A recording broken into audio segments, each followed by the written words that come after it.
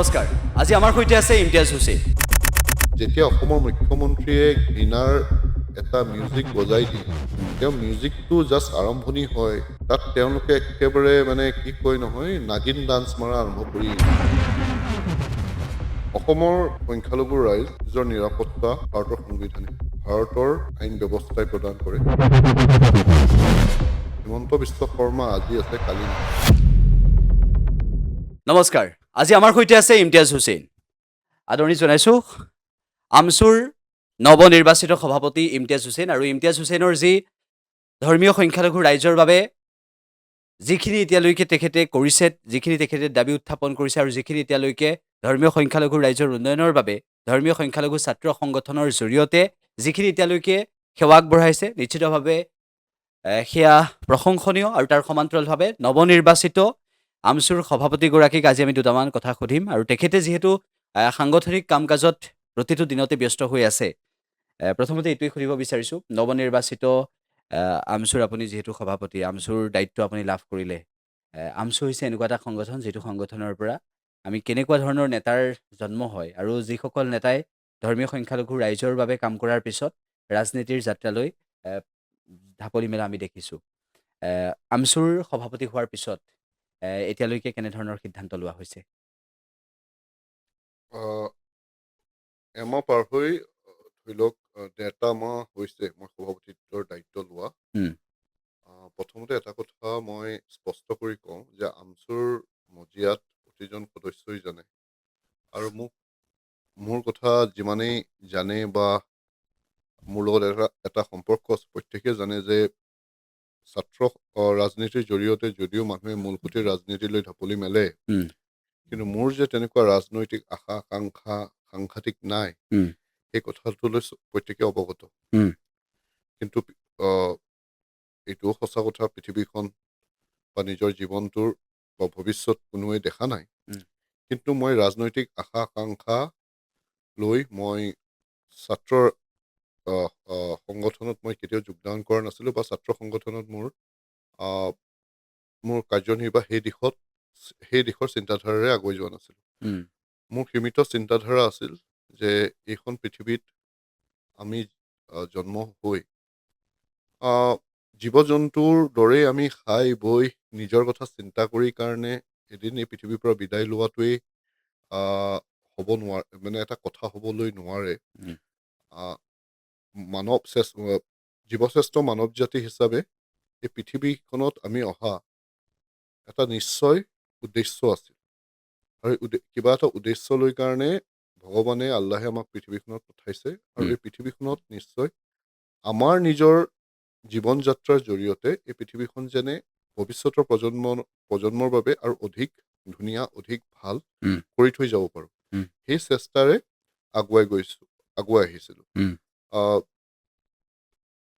স্কুলীয়া জীৱনৰ শেষৰ ফালে বা যেতিয়া ধৰি লওক অলপ বুজা শুনা হৈছিলোঁ তেতিয়াৰ পৰাই দেখা পাইছিলোঁ যে ইছলাম ধৰ্মাৱলম্বী লোক বিশেষকৈ মুছলমানসকলৰ বিৰুদ্ধে উম, বিশ্ব স্তৰত এটা ইছলামোফোবিয়া এটা পৰিৱেশ এটা সৃষ্টি হৈছিল আৰু কিন্তু মই কেতিয়াও ভবা নাছিলোঁ সেই পৰিৱেশটো কেতিয়াবা আহি উম, ভাৰত বিশেষকৈ আমাৰ অসমক চুব উম,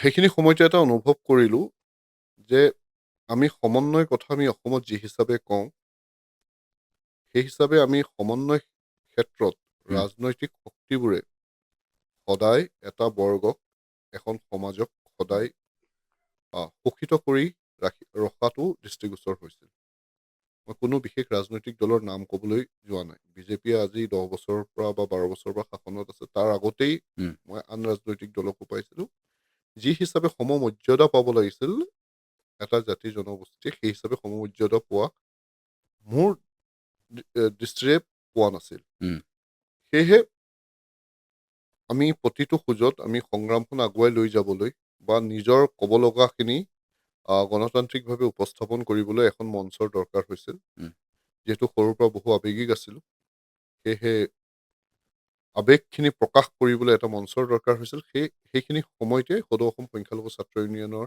মজিয়াটো কিমান চনৰ কথা বাছি এয়া লৈছোঁ এই 2004-05 কথা হ'ব তেতিয়া আপুনি ক'ত আছিলে তেতিয়া মই তেজপুৰত থাকোঁ। উম, তেজপুৰৰ মই তেতিয়া প্ৰথম মোৰ যাত্ৰা আৰম্ভণি হৈছিল, মই শাখা সমিতিৰ মুখ্য সাংগঠনিক সম্পাদক আছিলোঁ। উম, তাৰপিছত তেজপুৰ আঞ্চলিক কমিটিৰ সহকাৰী সাধাৰণ সম্পাদকৰ পদবীত লোকে গ'লোঁ। শোণিতপুৰ জিলা সমিতিৰ সম্পাদক আৰু প্ৰায় 4টা বছৰ সভাপতিৰ দায়িত্বত আছিলোঁ। আৰু তাৰ পাছতে কেন্দ্ৰীয় সমিতিত 2013 চনৰ পৰা কাৰ্যনিৰ্বাহ কৰি আছোঁ। আব্দুৰ ৰহিম আহমেদ ডাঙৰীয়া তেতিয়া সভাপতি আছিল। উম, তেওঁৰ দ্বিতীয়টো কাৰ্যকালৰ পৰা মই তেওঁৰ কেন্দ্ৰীয় সমিতিত মই সহকাৰী সাধাৰণ সম্পাদক হিচাপে আছিলোঁ। তাৰপাছত 2016 চনত সেইখিনি সময়ত মই সাধাৰণ সম্পাদক হ'ম বুলি ভাবিছিলোঁ, কিবা কাৰণত নহ'লোঁ। আকৌ সহকাৰী সাধাৰণ সম্পাদক হিচাপে আজিজুৰ ৰহমান ডাঙৰীয়াৰ লগত মই থাকিলোঁ কেন্দ্ৰীয় সমিতিত। 2018 চনৰ পৰা প্ৰায় 2024 চনৰ ডিচেম্বৰ মাহলৈকে উম, মই 2টা কাৰ্যকাল সাধাৰণ সম্পাদক হিচাপে আছিলোঁ। আৰু 2024 চনৰ ডিচেম্বৰৰ পৰা 2025 ডিচেম্বৰ 30 তাৰিখলৈকে মই কাৰ্যকৰী সভাপতি হিচাপে আছিলে কাৰ্যনিৰ্বাহ কৰিলোঁ। আৰু তাৰ পাছৰ 30 সভাপতি। ডিচেম্বৰৰ দিনাখনৰ পৰা মোক সভাপতিৰ দায়িত্ব অৰ্পণ কৰিছে। উম, আৰু চাগে কিবা অলপমান কৰিবলৈ সক্ষম হৈছিলোঁ, যাৰ বাবে আহ, তেজপুৰৰ পৰা অহা যোনখিনি সময়ত আমি আৰম্ভণি কৰিছিলোঁ, সেইখিনি সময়ত আমছু ইমান পৰিচিত সংগঠন নাছিল উম, সেইবোৰ অঞ্চল। তাৰ পৰা আহি সংগঠনটো প্ৰতিষ্ঠা কৰি নিজেও প্ৰতিষ্ঠিত হৈ আজিৰ তাৰিখত আহি সভাপতিৰ দৰে এটা দায়িত্ব পাইছোঁ, যিহেতু চাগে ক'ৰবাত না ক'ৰবাত মানুহে ৰেকগনাইজ কৰিছে নিজৰ সেইটো হয়। এক্টিভিটি। যিখিনি সময়ত আপুনি আমছুৰ সভাপতিৰ দায়িত্ব গ্ৰহণ কৰিছে, সেই সময়খিনি অসমৰ সাম্প্ৰতিক ৰাজনীতিৰ পৰিৱেশটো কেনেকুৱা সেয়া আপুনি জানে। অসমৰ যিগৰাকী সাংবিধানিক মুৰব্বী, যিগৰাকী মুখ্যমন্ত্ৰী ডক্টৰ হিমন্ত বিশ্ব শৰ্মাই মিয়া প্ৰসংগ উত্থাপন কৰি ধৰ্মীয় সংখ্যালঘু ৰাইজৰ কথা কৈ এক প্ৰকাৰ কেনেকুৱা ধৰণৰ এটা বাতাবৰণ সৃষ্টি কৰিছে, সেয়া আপোনালোকে দেখিছে। দেখাৰ পিছত, শুনাৰ পিছত মুখ্যমন্ত্ৰী ডক্টৰ হিমন্ত বিশ্ব শৰ্মাৰ সেই বক্তব্য দেখাৰ পিছত ধৰ্মীয় সংখ্যালঘু ৰাইজ অসমত নিৰাপদ হয়নে নহয় এতিয়া? অসমৰ সংখ্যালঘু ৰাইজ নিজৰ নিৰাপত্তা ভাৰতৰ সংবিধানে দিয়ে। উম, ভাৰতৰ আইন ব্যৱস্থাই প্ৰদান কৰে। উম, হিমন্ত বিশ্ব শৰ্মা আজি আছে, কালি নাথাকিব। তেওঁৰ বক্তব্যৰ দ্বাৰা সংখ্যালঘু ৰাইজ উম, শংকিত হোৱা কোনো দৰকাৰ নাই। এই দেশখন আমাৰ, এই ৰাজ্যখন আমাৰ। উম, প্ৰতিটো জাতি জনগোষ্ঠীৰ দৰে আমাৰো সম অধিকাৰ আছে। আৰু অসমৰ সংখ্যালঘু জনগণই সংখ্যাগুৰু আন জাতি জনজাতীয় লোকৰ লগত যি সাতামপুৰুষীয় এটা মিলা প্ৰীতিৰে যি সাতামপুৰুষীয় ঐক্যতা আছিল, সেই ঐক্যতা বজাই ৰাখি আগন্তুক সময়টো নিজৰ জীৱন যাত্ৰা আগুৱাই লৈ যাব লাগিব। আৰু এনেধৰণৰ যি বক্তব্য প্ৰদান কৰি আছে, সম্পূৰ্ণৰূপে ৰাজনৈতিক বক্তব্য। আৰু মই নকলেও চাগে প্ৰত্যেকে বুজিব, এজন সাংবিধানিক পদত থকা এজন মুখ্যমন্ত্ৰীৰ মুখত এনেধৰণৰ বক্তব্যই একেবাৰে শোভা নাপায়। কাৰণ ৰাজনৈতিকভাৱে আমাৰ মতাদৰ্শ বেলেগ হ'ব পাৰে, কিন্তু সেই চকীখনত মই আগতেও কৈছোঁ, লোকপ্ৰিয় গোপীনাথ বৰদলৈদেৱ বহিছিল। তাত বিষ্ণুৰাম মেধি, মহেন্দ্ৰ মোহন চৌধুৰী, শৰৎ সিংহৰ নিচিনা নমস্য ব্যক্তিয়ে, বিমল প্ৰসাদ চলিহাৰ দৰে ব্যক্তিয়ে সেইখন অলংকাৰিত কৰিছিল। আৰু সেই মুখ্যমন্ত্ৰী পদবীটো গৰিমা তেওঁ বজাই ৰাখিবলৈ লাগে। উম, আমিও অসমীয়া হিচাপে লাজ পাওঁ যেতিয়া আমাৰ অসমৰ মুখ্যমন্ত্ৰীজনৰ নামত দিল্লীত হেট স্পীচ দিয়াৰ বাবে গোচৰ ৰুজু হয়। আমিও লাজ পাওঁ যেতিয়া অসমৰ বিভিন্ন থানাত তেওঁৰ বিৰুদ্ধে গোচৰ ৰুজু হয়। উম, যেতিয়া সুপ্ৰিম কোৰ্টে তেওঁৰ বিৰুদ্ধে দাখিল হোৱা PIL একচেপ্ট কৰে। কাৰণ হিমন্ত বিশ্ব শৰ্মা এজন ব্যক্তি হ'ব পাৰে, কিন্তু মুখ্যমন্ত্ৰী পদবীটো আমাৰ প্ৰতিজন অসমীয়াৰ।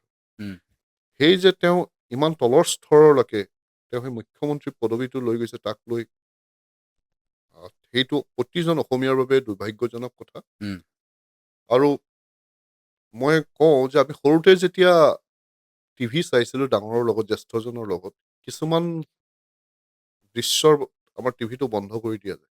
উম, সৰু ল'ৰা বয়স মানে এইবোৰ দেখা পালে ল'ৰাজন বেয়া হ'ব।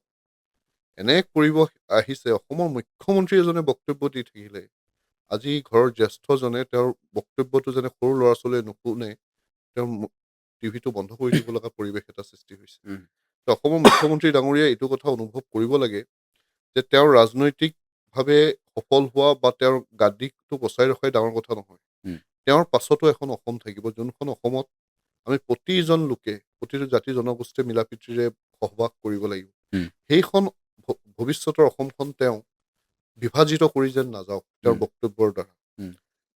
এসময়ত আমি স্কুলত যেতিয়া গৈছিলোঁ আমি ইজনে আনজনৰ নাম কি ধৰ্ম কি আমাৰ টাইটেল কি জানা নাছিলোঁ ইজনে আনজনৰ টিফিন শ্বেয়াৰ কৰিছিলোঁ উম। আমি বিহু ঈদ দিৱালী প্ৰত্যেকে ইজনে আনজনৰ ঘৰত গৈ আমি পালন কৰিছিলোঁ উম। পূজাত আমি নিজে নতুন কাপোৰ লৈ কাৰণে মণ্ডপে মণ্ডপে ঘূৰি ফুৰিছিলোঁ উম। হোলীৰ দিনাখন ঘৰত ধৰি ৰাখিব লাগে স্কুল বন্ধ দিয়ে তথাপিতো দেউতাই 9টা বজালৈকে পঢ়িবই লাগিব আমিও মানে চটপটাই থাকোঁ দৌৰি কেতিয়া ঘৰৰ পৰা ওলাই যাম ৰংখিনি সানিম উম। ঈদৰ দিনাখন আমাৰ আন ধৰ্মাৱলম্বী বন্ধুবিলাকে আহি গোটেই ঘৰখন ভৰি পৰে কাৰণ উম। মুছলমান মানুহ সুদিনাখন নাহে তেওঁলোকৰ প্ৰত্যেকৰ ঘৰতে ব্যস্ত থাকে উম। সেই পৰিৱেশটো বিনষ্ট কৰিব কোনোবাই কৰিব বিচাৰিব সেইটো আমি সহ্য নকৰোঁ উম। আজিৰ তাৰিখত এনেকুৱা এটা পৰিৱেশ হৈছে তৃতীয় চতুৰ্থ মানৰ ল'ৰা ছোৱালী আহি ঘৰত আহি যদি কান্দিব লগাত পৰিছে মোৰ সহপাঠীসকলে মোক মিয়া বুলি গালি পাৰে মুছলমান বুলি মোক তুচ্ছ তাচ্ছিল্য এনেকুৱা বক্তব্য হৈছে দিয়ে নেকি? আমি শুনা পাইছোঁ কাৰণে উম। নিজৰ উম। পৰিয়ালৰ কিছুমান লোকৰ বক্তব্য শুনিছোঁ দুখ লগা কথা উম। কিহৰ কাৰণে সেই সৰু 7 বছৰীয়া 8 বছৰীয়া ল'ৰা ছোৱালীজনে নিজৰ বিবেকেৰে সেই শব্দবোৰ কোৱা নাই উম। নিশ্চয় তেওঁলোকৰ ঘৰত সেইবোৰ আলোচনা বিলোচনা হয় উম। তেওঁলোকে টিভিত অসমৰ মুখ্যমন্ত্ৰীয়ে সেই বক্তব্যবোৰ দিয়া তেওঁলোকে শুনে উম। অসমৰ মুখ্যমন্ত্ৰী ডাঙৰীয়াই কেনেকুৱা এখন অসম কৰি ৰাখিব বিচাৰে তেওঁৰ লেগেচি যেতিয়া মানুহে পঢ়িব কাৰণ তেওঁ অমৰ গতি খাই অহা নাই আমিও অমৰ গতি খাই অহা নাই আমি পৃথিৱীৰ পৰা এদিন গুচি যাব লাগিব উম। কিন্তু যেতিয়া ইতিহাস লিখা হ'ব বুৰঞ্জী লিখা হ'ব অসমৰ মুখ্যমন্ত্ৰীৰ নামটো কি হিচাপে লিখা হ'ব এজন হিংসুক হিচাপে ইডি আমিনৰ দৰে নে সঁচাকৈ লোকপ্ৰিয় গোপীনাথ বৰদলৈ নহ'লেও তৰুণ গগৈ ডাঙৰীয়া উম। 15 বছৰ কাল শাসন কৰিলে কিন্তু মুখৰ পৰা আমি এটাও ঘৃণা শব্দ আমি শুনা নাই নীতিগতভাৱে পলিচিত তেওঁৰ ভুল থাকিব পাৰে উম। কিন্তু আমি অসমীয়া সমাজখন বিভাজিত কৰিবলৈ তেওঁ বক্তব্য প্ৰদান কৰা আমাৰ দৃষ্টিগোচৰ হোৱা নাই উম।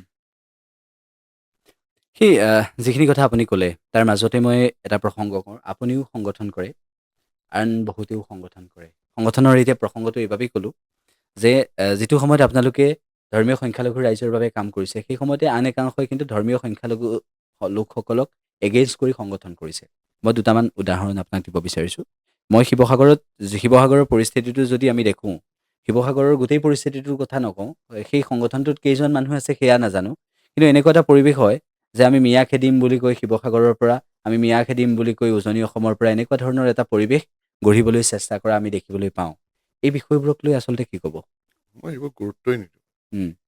কাৰণ মিয়া খেদিম বুলি আজি 3-4 বছৰৰ পৰা শব্দবোৰ শুনা পাওঁ উম। দুখীয়া দৰিদ্ৰ হাতী খোৱা কিছুমান শ্ৰমজীৱী লোকক অত্যাচাৰ কৰা হয় ইটাৰ ভাতৰ পৰা খেদি পঠোৱা হয় পিছৰ মুহূৰ্ততে শুনা পোৱা কিবা এটা অংক হয় বুলি বুজাবুজি হয় তেওঁলোকে আকৌ সেই ইটাৰ ভাতাতে গৈ কাম কৰি থাকে বছৰে বছৰে এইবোৰ ইছ্যু উত্থাপন কৰি কোনোবা এজন দুজন তথাকথিত নেতাৰ জেপ গৰম হয় তাৰ বাহিৰে একো নহয় উম। তাতোকৈ চাবলগীয়া আপুনি ইতিমধ্যে ক'লে তেওঁলোকে মই আকৌ কওঁ সেইবোৰ মিডিয়াৰ ক্ৰিয়েশ্যন আমাৰ তেওঁলোকৰ গোটেই অসমত যিমান কেডাৰ হ'ব উম। আমাৰ আঞ্চলিক এটাত তাতকৈ বেছি কেডাৰ হ'ব উম। কিন্তু তেওঁলোকে মিডিয়াৰ কেমেৰাটো বা মাইকটো পাই যি বুকু ফুলাই ফুলাই ডিঙিৰ শিৰ ফুলাই ফুলাই কথাবোৰ কয় উম। শুনিলে এনেকৈ লাগে যেন তেওঁলোকে নেলছন মেণ্ডেলা উম। মই তেনেকুৱা ধৰণৰ লোকসকলৰ মই নাম উচ্চাৰণ কৰিবলৈ নিবিচাৰোঁ উম। কিন্তু যেতিয়া অসমৰ মুখ্যমন্ত্ৰীয়ে ঘৃণাৰ এটা মিউজিক বজাই দিয়ে উম। তেওঁ মিউজিকটো জাষ্ট আৰম্ভণি হয় তাত তেওঁলোকে একেবাৰে মানে কি কয় নহয় নাগিন ডান্স মাৰা আৰম্ভ কৰিয়ে দিয়ে উম। মিউজিকটো ইফালে আৰম্ভ নহয়েই উম। অৰ্থাৎ তেওঁলোকৰ সংগঠনৰ কোনো ধৰণৰ পলিচি বা আদৰ্শ নাই উম। অসমৰ মুখ্যমন্ত্ৰীৰ নিৰ্দেশৰ বাবে তেওঁলোকে ৰৈ থাকে সেইবোৰ হ'ল অসমৰ মুখ্যমন্ত্ৰীৰ আদেশ নিৰ্দেশ তথা তেওঁৰ ৰাজনৈতিক যি ঘৃণা বিয়পা যি ৰাজনীতিৰ যি ধাৰা সেইখিনি তেওঁলোকে আগুৱাই লৈ যায় উম। আৰু তাৰ বিনিময়ত তেওঁলোকে কিছু সৰু সুৰা তেওঁলোকে লাভৱিত হয় উম। আৰু এইটো অসমৰ প্ৰতিজন লোকে গম পাইছে আৰু মই ভাবোঁ আন দল সংগঠনো মই সংখ্যালঘু দল সংগঠনৰ বাহিৰৰ দল সংগঠনবোৰৰ লগতো আমি ব্যক্তিগতভাৱে আলোচনা কৰোঁ তেওঁলোকৰ এই আচাৰ ব্যৱহাৰবিলাকৰ লৈ তেওঁলোকেও একেবাৰে ক্ষোভিত তেওঁলোকে এনেধৰণৰ সংগঠনবোৰৰ হঠাৎ আহ, মানে কাঠফুলাৰ নিচিনা আৱিৰ্ভাৱ হয় আৰু তেওঁলোকে এনে এক পৰিৱেশ সৃষ্টি কৰে, তেওঁলোকৰ এটাই উদ্দেশ্য থাকে কি হিচাপে তেওঁলোকৰ জেববোৰ গৰম কৰিব পৰা যায় আৰু এই ঘৃণা বিয়পোৱা এই খেলখনত তেওঁলোকে একোজন খেলুৱৈ হ'ব পাৰে। উম। আপুনি যিখিনি কথা ক'লে মই কথাখিনি বুজিছোঁ, কিন্তু লগতে মই এইটো সুধিব বিচাৰিছোঁ, এই পৰিস্থিতিত ধৰ্মীয় সংখ্যালঘু ৰাইজক যিসকল আপোনালোকে যিহেতু বহুদিন ধৰি কাম কৰি আহিছে আৰু এই ক্ষেত্ৰত কাম কৰি যাব লাগিব, বাল্য বিবাহৰ ক্ষেত্ৰত আপোনালোকে গুৰুত্বপূৰ্ণ পদক্ষেপ গ্ৰহণ কৰিছিল। বাল্য বিবাহ বন্ধ কৰিব লাগে, সেই ক্ষেত্ৰত আমছুৱে এটা গুৰুত্বপূৰ্ণ ভূমিকা পালন কৰিছিল, আমছুৰ এটা আন্দোলন চলিছিল। একেটা সময়তে আমছুৱে সেই অপৰাধৰ বিৰুদ্ধে মাত মাতি আহিছে আৰু আমছুৱে সেই অপৰাধ আৰু অপৰাধীৰ বিৰুদ্ধে ব্যৱস্থা ল'বলৈও দাবী উত্থাপন কৰিছে। আপুনি মুখ্যমন্ত্ৰীগৰাকীৰ এটা মন্তব্য দেখিছে নেকি যে আমছুৱে বাল্য বিবাহ বন্ধ কৰাক লৈ মুখ্যমন্ত্ৰীক কোৱা কথা, আৰু তাৰপিছত মুখ্যমন্ত্ৰীগৰাকীৰ আৰু এটা বক্তব্য যে আমছু কোন চিনি নাপাওঁ, এনেদৰে কোৱা বক্তব্য এটা দেখিছে নেকি? নহয়, অসমৰ মুখ্যমন্ত্ৰী ডাঙৰীয়াই নিজৰ 5টা বছৰৰ কাৰ্যকালত বিভিন্ন সময়ত বিধানসভাত আমছুৰ নামটো তেওঁৰ মুখেৰে উত্থাপন কৰিছিল। উম, আৰু অসমৰ ৰাইজে এনেধৰণৰ অনুভৱ কৰিছিল বিভিন্ন সময়ত যে যিহেতু বিৰোধী একেবাৰে দুৰ্বল বা তেওঁলোকে যি হিচাপে উত্থাপন কৰিব লাগে কথাখিনি উত্থাপন কৰা নাই ৰাজপথত, আমছুকে তেওঁ মূল বিৰোধী দল হিচাপে লৈ কথা বতৰাবোৰ আগবঢ়াইছিল।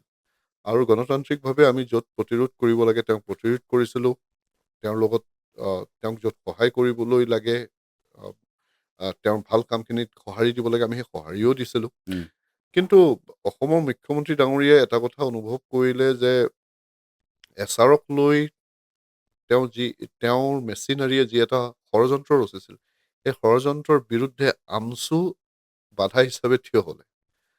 আমছুৱে যোনটো প্ৰতিৰোধ সৃষ্টি কৰিলে ধাৰাবাহিক আন্দোলনৰ জৰিয়তে আইনগত বা যুক্তিগত তৰ্কবোৰ আগুৱাই উম, বিষয়াবোৰে শেষ মুহূৰ্তত ৰাজনৈতিক ব্যক্তিবোৰৰ বিৰুদ্ধে তেওঁলোকে অৱস্থান ল'লে যে উম, আমি এই ষড়যন্ত্ৰত লিপ্ত হৈ কাৰণে আমি এটা ভুল কাৰ্যত আমি লিপ্ত হ'বলৈ নোৱাৰোঁ। উম, সেই 10-15-20 হাজাৰ ভোট কৰ্তন কৰা যি এটা অভিসন্ধি আছিল, উম, সেই তাত ব্যৰ্থ হোৱাৰ পাছত তেওঁ ডেছপাৰেট হৈ গ'ল। আৰু তাৰ পিছৰ মুহূৰ্ততে অসমৰ মুখ্যমন্ত্ৰীয়ে এটাৰ পাছত এটা ঘৃণা বক্তব্য দিয়াৰ পাছত আমি তেওঁক সমালোচনা কৰিলোঁ বা সমগ্ৰ অসম জুৰি তেওঁৰ প্ৰতিমূৰ্তি দাহ হ'ল। সেইকাৰণে তেওঁ খঙতে আমছু কোন চিনি নাপাওঁ বুলি কৈছে, উম, কিন্তু আমছুক তেওঁ ভালকৈ চিনি পায়। আৰু আমছু আৰু তেওঁৰ মাজত যি সম্পৰ্ক, তিতা মিঠা সম্পৰ্কবোৰ সদায় চলি যাব। তেওঁৰ ভাল কামত আমি সঁহাৰি জনাম আৰু তেওঁ যি ঘৃণা বিয়পোৱা কামবোৰ কৰি থাকি তাৰ প্ৰতিৰোধ জনাই যাম। আমি ভাবোঁ আৰু বেছি সময় নাই উম, এই খেলটো প্ৰতিৰোধৰ বা তেওঁৰ কামবোৰৰ প্ৰশংসাৰ, কাৰণ চাগে এটা অনুভৱ কৰিছে, তেওঁ সেইকাৰণে বিচলিত হৈ আছে যে হয়তো 1.5-2 মাহৰ পাছত তেওঁ অসমৰ মুখ্যমন্ত্ৰী হৈ নাথাকিব। মানে চৰকাৰ সলনি হ'ব নেকি? চৰকাৰ সলনি হয় নহয় সেইটো অসমৰ ৰাইজে থিৰাং কৰিব, কিন্তু তেওঁৰ কথা বতৰা, তেওঁৰ বডি লেংগুৱেজৰ দ্বাৰা এনেধৰণৰ অনুভৱ হয় যে তেওঁ নিজেই শংকাত ভুগিছে যে তেওঁ মুখ্যমন্ত্ৰী গাদীখন তেওঁ বচাই ৰাখিব পাৰিব নে নোৱাৰে। উম, ভোটাৰ তালিকাৰ পৰা নাম কৰ্তন, এই বিষয়টোক লৈ আমি দেখিছোঁ মিয়া মানুহৰ ভোট কাটিব বিচাৰিছে। নাই, ভোট কাটিবলৈ বিচাৰিছিল, কিন্তু আমি দেখিলোঁ যে যি হিচাপে তেওঁলোকে এটা ষড়যন্ত্ৰ ৰচিছিল সেই ষড়যন্ত্ৰত তেওঁলোক ব্যৰ্থ হৈছে। আৰু আমছুৱে শেষ মুহূৰ্তত ধাৰাবাহিকভাৱে আন্দোলনৰ কাৰ্যসূচীৰ জৰিয়তে আৰু বিষয়াবোৰৰ লগত হিয়াৰিঙৰ জেগাত গৈ যি আলাপ আলোচনাত মিলিত হৈছিল, উম, আইনগতভাৱে যুক্তিগত তৰ্কত লিপ্ত হৈছিল, উম, তাক লৈ আমি বহু বিষয়াবোৰক আমলাবোৰক আমি কনভিন্স কৰিবলৈ সক্ষম হৈছিলোঁ। উম, আন কিছু লোকো ইয়াত জড়িত আছিল এই কামত। উম, তেওঁলোকক আমছুৰ বাহিৰৰ ফালৰ পৰা আমাক সহায় কৰা গৈছিল তেওঁলোকৰ বৌদ্ধিক পৰামৰ্শৰ জৰিয়তে আৰু বা আইনৰ পৰামৰ্শৰ জৰিয়তে। আৰু সেইখিনি আমি ৰাজপথত যেতিয়া লৈ গ'লোঁ আৰু আমি সাজু হৈ আহিছিলোঁ 10 ফেব্ৰুৱাৰীত যদি সাংঘাতিকভাৱে কিবা এখন ভোটাৰ তালিকা য'ত হাজাৰ হাজাৰ লোকৰ নাম, বৈধ ভাৰতীয় নাগৰিকৰ নাম কৰ্তন হয়, উম, তেতিয়াহ'লে এক জংগী আন্দোলন, এক ধাৰাবাহিক আন্দোলন গণতান্ত্ৰিকভাৱে সংবিধানৰ আওতাত থাকি অসমৰ ৰাজপথত কৰিবলৈ আমি কিন্তু একেবাৰে তৎপৰ হৈ আছিলোঁ। যিয়ে নহওক, যি হিচাপে তেওঁলোকে ষড়যন্ত্ৰ ৰচিল সেই ষড়যন্ত্ৰত তেওঁলোক ব্যৰ্থ হৈছে। উম, এতিয়াও আমি দেখা পাইছোঁ যে কিছু বৈধ ভাৰতীয় নাগৰিকৰ নাম ভোটাৰ তালিকাত অহা নাই, আমি ভাবোঁ সেয়া এপিলৰ মাধ্যমেৰে সেইখিনি সমস্যা সমাধান কৰা যাব। উচ্ছেদিত ৰাইজৰ পুনৰ সংস্থাপন এই বিষয়টোক লৈ আপোনালোকে এতিয়া কি ভাবিছে?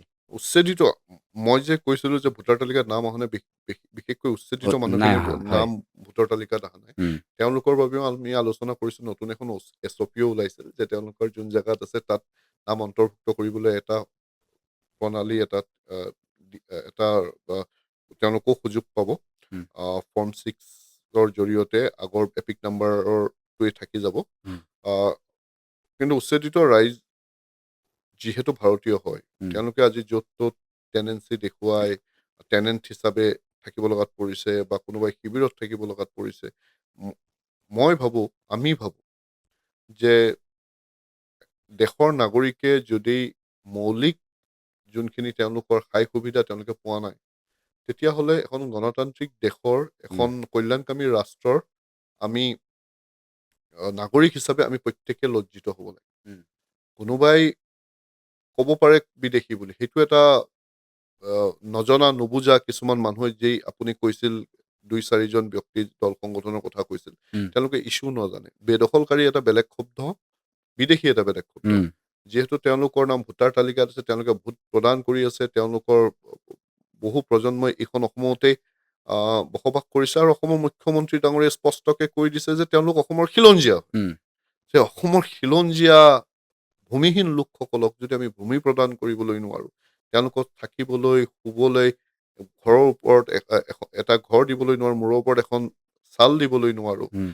আৰু যদি আমি শিশুসকলক পঢ়িবলৈ স্কুল এখন দিবলৈ নোৱাৰোঁ, আজি যদি কণ কণ শিশুসকলে যদি মুক্ত আকাশৰ তলত নিশা অতিবাহিত কৰিব লগাত পৰিছে, তেতিয়াহ'লে সমাজ হিচাপে, জাতি হিচাপে, গণতান্ত্ৰিক দেশ এখনৰ নাগৰিক হিচাপে আমি সঁচাই লজ্জিত। আৰু এই ক্ষেত্ৰত এই যি ন্যায্য তেওঁলোকৰ অধিকাৰৰ সংগ্ৰামত আমছুৱে তেওঁলোকৰ লগত আছিল, লগত থাকিব, আৰু যেতিয়ালৈকে তেওঁলোকক তেওঁলোকৰ মৌলিক অধিকাৰবোৰ দিয়া নাযায়, মৌলিক ব্যৱস্থাবোৰ কৰি দিয়া নাযায়, আমি তেওঁলোকৰ হৈ মাত মাতি যাম, সংগ্ৰামখন আগুৱাই লৈ যাম। আমছুৱে যিখিনি পদক্ষেপ গ্ৰহণ কৰিব আপোনাক অভিনন্দন জ্ঞাপন কৰিছোঁ, আৰু আপোনাক যি আপোনাৰ যিখিনি সংকল্প, আপোনাৰ যিখিনি প্ৰচেষ্টা, সেয়া প্ৰচেষ্টা বাস্তৱ ৰূপত ৰূপায়িত হওক, সেয়াই আমি বিচাৰিম। কিন্তু অসমৰ এই পৰিস্থিতিৰ পৰা উদ্ধাৰ কৰাৰ সমান্তৰালভাৱে বৰ্তমান সময়ত ধৰ্মীয় সংখ্যালঘু অঞ্চলসমূহত বিশেষভাৱে আমি উল্লেখ কৰিব লাগিব চৰ অঞ্চলসমূহৰ কথা। শিক্ষাৰ ক্ষেত্ৰত শিক্ষাৰ পোহৰ পৰাৰ পৰা বহুদূৰ বঞ্চিত হৈছে বুলি বিভিন্নজনে বিভিন্ন সময়ত মন্তব্য কৰে। কিন্তু তাৰ মাজতো বোকাৰ পদুমৰ দৰে বহু জিলিকি থাকে, উজ্বলি উঠে, সেয়াও আমি বিভিন্ন সময়ত দেখি আহিছোঁ। আৰু তেনেকুৱা এটা পৰিস্থিতিত আপোনালোকে কেনেধৰণৰ পদক্ষেপ সেই সন্দৰ্ভত ল'ম বুলি ভাবিছে? এইটো সঁচাই এটা চিন্তনীয় বিষয় যে স্বাধীনতাৰ ইমান বছৰ পাছতো আজি বহু মানুহ আছে, তেওঁলোকে নিজৰ নামটো লিখিবলৈ নাজানে। আজি উচ্ছেদ হ'ব লগা কাৰণ এনেধৰণৰো আমি কাৰণ পাইছোঁ যে তেওঁলোকক কোনোবাই কৈছিলে এইখিনি মাটি মোৰ দখলত আছে, এখন বগা কাগজত লিখি তেওঁলোকৰ হাতত দি দিলে, তেওঁলোকে ভাবিছিলে এইখিনি আমাৰ মাটি হৈ গ'ল। উম, ইমানখিনিও জ্ঞানৰ তেওঁলোকৰ অভাৱ আছিল। আপোনাৰ মোৰ ম্যাদী পট্টা মাটিখিনিও আমি বেচিব হ'লে আমি চৰকাৰৰ ফালৰ পৰা চেল্ফ পাৰ্মিশ্যন ওলাব লাগে, তেওঁলোকৰ অনুমোদন ল'ব লাগে। উম, আৰু চৰকাৰী মাটি কোনোবাই দখল কাৰোবাৰ হাতত চমজি দিলে বগা কাগজত লিখি তেওঁলোকে ভাবি লৈছিল। এই অজ্ঞানতা দূৰ হ'ব শিক্ষাৰ পোহৰেৰে, আৰু উম, এইটো আমি সদায় অনুভৱ কৰিছিলোঁ। সেয়েহে ঘৰে ঘৰে শিক্ষা তেতিয়াহে ৰক্ষাৰ শ্লোগানেৰে আমি কাম কাজবোৰ আগুৱাইছিলোঁ। উম, এইটো সঁচা কথা, যি হিচাপে আমি শিক্ষাৰ পোহৰ ঘৰে ঘৰে লৈ যাবলৈ লাগিছিল, বিভিন্ন আন ক্ষেত্ৰত আমি লাগি থকাৰ বাবে ক'ৰবাত সেইখিনি পিছুৱাইছোঁ। কিন্তু আপোনাক আমি প্ৰতিশ্ৰুতি প্ৰদান কৰিছোঁ যে সংখ্যালঘু অঞ্চলসমূহতো শিক্ষাৰ পোহৰ বিলোৱাত আমছুৱে বিশেষকৈ মোৰ কাৰ্যকালত আমি যিখিনি পদক্ষেপ ল'ব লাগে আমি ল'ম। উম, আজিৰ তাৰিখত এটা পজিটিভ কথাও আছে উম, যে চাওক, অসমৰ বিভিন্ন চৰকাৰী স্কুলবোৰত যদি আপুনি যায়, সেই বিদ্যালয়সমূহত দেখিব যে তাত ছাত্ৰৰ উপস্থিতি বা ছাত্ৰৰ নামভৰ্তি একেবাৰে কম হয়। উম, উম, প্ৰায়ভাগে আজিকালি প্ৰাইভেট স্কুললৈ ঢাপলি মেলিছে। উম, কিন্তু সংখ্যালঘু অঞ্চলত যদি আপুনি যায়, কিন্তু গভৰ্ণমেণ্ট স্কুলবিলাকত এতিয়াও শ্ৰেণীকোঠা ভৰি থাকে। উম, আৰু অসমীয়া ভাষা, অসমীয়া শব্দৰে তেওঁলোকে শিক্ষা গ্ৰহণ কৰি নিজক অসমীয়া হিচাপে পৰিচয় প্ৰদান কৰে। সেইখিনি কথা যোনে নাজানে তেওঁলোকক গালি গালাজ দি থাকে। কিন্তু এইখিনি মানুহে ভৱিষ্যতলৈ অসমীয়া ভাষা সংস্কৃতিটো যেনে ধৰি ৰাখিবলৈ পাৰে আৰু মূল বৰ অসমৰ একোটা তেওঁলোকে সূতা হয়, শক্তিশালী সূতা হয়, উম, সেই প্ৰচেষ্টা আমাৰ ফালৰ পৰা চলি যাব। উম, আহ, হিংসা বিয়পা মানুহে, ঘৃণা বিয়পা মানুহে তুচ্ছ তাচ্ছিল্যতাৰ শব্দ কৈয়ে থাকিব। কিন্তু মই আশা কৰিম সংখ্যালঘু ৰাইজে, সংখ্যালঘু ছাত্ৰ ছাত্ৰীয়ে এই হিংসাৰ ভাষাক মৰম আৰু শিক্ষাৰ পোহৰেৰে তেওঁলোকে তাক ওফৰাই যেন দিয়ে। আৰু তাৰ বাবে আমি চেষ্টা চলাই যাম। টেলেণ্ট হাণ্টৰ কথাও ভাবিছোঁ, যোনখিনি পঢ়ি শুনি ওলাই উম, আহিব পিছপৰা অঞ্চলৰ ফালৰ পৰা তেওঁলোকক কি হিচাপে উন্নত শিক্ষা প্ৰদান কৰিব পাৰি, স্কলাৰশ্বিপৰ ব্যৱস্থা কৰিবলৈ পাৰি। উম, প্ৰাইভেটলি হ'লেও আমি তেওঁলোকক পৰামৰ্শ দি বা দিশ দেখুৱাই বা কাৰোবাৰ হাতৰ পৰা 2-4 পইচা ভিক্ষা কৰি আনি হ'লেও তেওঁলোকক যেনে শিক্ষিত কৰিব পাৰোঁ। এনেধৰণৰ বহু চিন্তাধাৰা কিছু আছে। উম। চাওঁ এতিয়া কাৰ্যক্ষেত্ৰত কিমানখিনি আমি ৰূপায়ণ কৰিবলৈ পাৰোঁ। ভৱিষ্যতে ৰাজনীতিলৈ অহাৰ মন আছেনে নাই? মই আৰম্ভণিতে কৈছোঁ, চবেই জানে যে মই ৰাজনৈতিকভাৱে কোনো মোৰ কল্পনা নাই, মোৰ তেনেধৰণৰ আশা আকাংক্ষা নাই। উম, মোৰ গৃহ চহৰ তেজপুৰ। আমি তাত আমি সংখ্যালঘুৰ আহ, ৰাজনীতি চিন্তাধাৰাৰে বা এজন সংখ্যালঘু ধৰ্মাৱলম্বী লোকৰ এজন ল'ৰা হিচাপে যে তাত আমি ৰাজনীতি কৰিম বুলি আমি চাগে কেতিয়াও, মই বুলি নহয়, কোনোৱে ভবা নাই। আৰু তেনেধৰণৰ মই সদায় অসমৰ সমাজ জীৱনত কিবা এটা যেন মই মোৰ ফালৰ পৰা দিব পাৰোঁ, সেই চেষ্টাৰে মই আগুৱাই আহিছিলোঁ। ৰাজনৈতিক ক্ষেত্ৰখনত নামা কোনো পৰিকল্পনা নাই, কিন্তু কোনোৱে ভৱিষ্যতটো দেখা নাই। শিক্ষিত যুৱচাম ৰাজনীতিলৈ অহাটো এ, আহিব লাগে নে নালাগে কি ভাবে? দৰকাৰ, বহু উম, দৰকাৰ, বহু দৰকাৰ। আমি ল'ৰা ছোৱালীবোৰক কওঁ যে ডক্টৰ হ'ব লাগিব, ইঞ্জিনিয়াৰ হ'ব লাগিব, চাইণ্টিষ্ট হ'ব লাগিব, ভাল সাংবাদিক হ'ব লাগিব, ভাল শিক্ষক হ'ব লাগিব, প্ৰবক্তা হ'ব লাগিব। কিন্তু আমি ল'ৰা ছোৱালীবোৰক নকওঁ যে এই শিক্ষক, প্ৰবক্তা, এই ডক্টৰ, ইঞ্জিনিয়াৰ, সাংবাদিক, এই গোটেই মানৱ সম্পদখিনি উম, আহ, কাৰ দ্বাৰা পৰিচালিত হৈ থাকে? এখন চৰকাৰৰ দ্বাৰা। উম, উম, চৰকাৰ, সেই চৰকাৰখন যদি দুৰ্বল হয়, উম, আজি IAS অফিচাৰ এজনক উম, যদি আহ, নপঢ়া নুশুনা অজ্ঞানী ব্যক্তি এজনে নিৰ্দেশনা প্ৰেৰণ কৰিব লাগে, উম, তেতিয়াহ'লে নিশ্চয় দেশখন ভাল দিশত আগুৱাই যোৱা নাই। উম, মই ভাবো যে দেশত বা ৰাজ্যত যোনবোৰ অধিক বেছিকে মেধাৱী ছাত্ৰ ছাত্ৰী আছে, উম, তেওঁলোকৰ হাতত উচ্চ পৰ্যায়ৰ পদবীবোৰ তেওঁলোকৰ হাতত থাকিব লাগে। উম, মই ভাবো উচ্চ পৰ্যায়ৰ পদবী হৈ গ'ল অসমৰ মুখ্যমন্ত্ৰী, উম, অসমৰ মন্ত্ৰীমণ্ডলৰ মন্ত্ৰীসকল। তাৰ পাছতে ছেক্ৰেটাৰী পৰ্যায়ৰ লোকসকল আহে। আজি বিউৰক্ৰেচিয়ে সেইকাৰণে বহু ক্ষেত্ৰত আহ, আহ, কামবোৰ আগুৱাই লৈ যোৱাত তেওঁলোকে অলপ হেমাহি কৰিবলৈ পৰা হৈছে। কাৰণ উম, যদি যদিহে মন্ত্ৰীসকল সেই হিচাপত শিক্ষিত হয়, তেওঁলোকৰ তীক্ষ্ণ চকু থাকে, তেওঁলোকে সেই দৃষ্টিৰে তেওঁলোকে আহ, কামখিনি আৰু অধিক দ্ৰুত গতিৰে আগুৱাই লৈ যাব পাৰিব বুলি ভাবোঁ।